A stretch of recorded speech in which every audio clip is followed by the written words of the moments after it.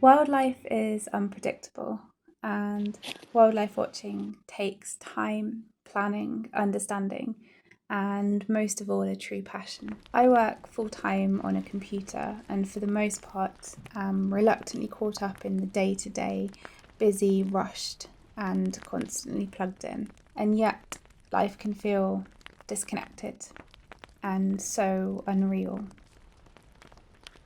My moments surrounded by beautiful creation, the natural world, usually feel snatched and fleeting. But this week I'm spending time in a meadow, away from day-to-day life and disconnected from the internet.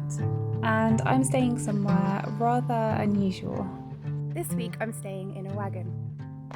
The wagon is here in Cornwall, about an hour away from where I live, and it's set in a beautiful meadow. It's just me here and 3 dogs. Let me show you around. The wagon is called Duke. It's a restored 1940s showman's wagon. The bathroom is its own separate building. The wagon itself is very characteristic and cosy.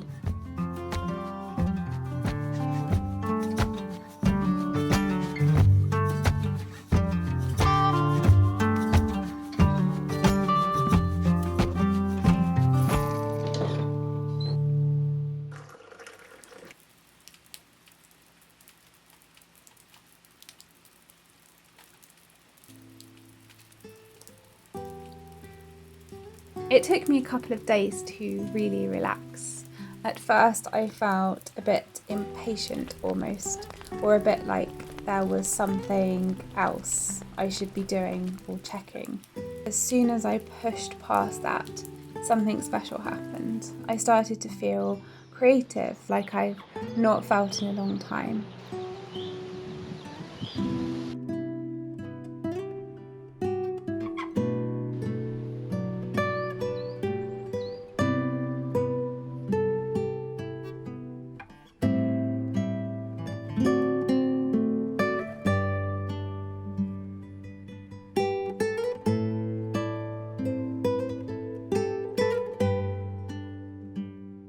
This is my favourite spot in the meadow.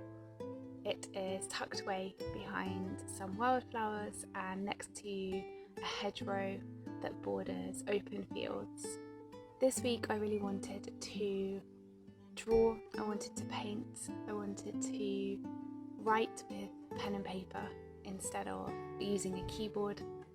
And I've also been spending time just listening to birdsong and identifying different birds and learning from just being surrounded by wildlife.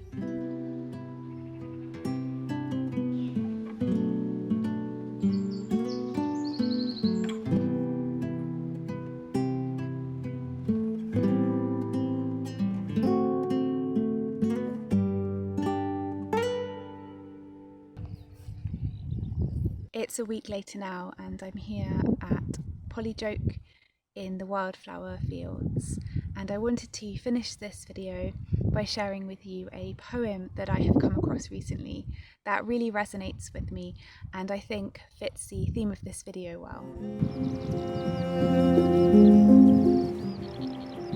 Today the world seemed cruel, but evening hours were filled with perfume from forgotten flowers. I saw again familiar filigree of moonlight through my lacy lilac tree. I heard the robins stirring in their nest and saw the path that fairy feet had pressed. Reflected stars were in my garden pool. On my warm face the breeze was kind and cool.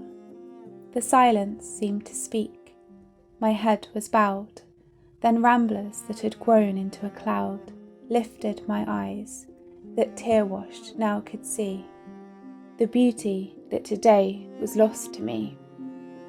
Dear God, who is so near to flowers and birds, be nearer still as I shall search for words to thank thee for the blessings night revealed, which through the day discouragement concealed.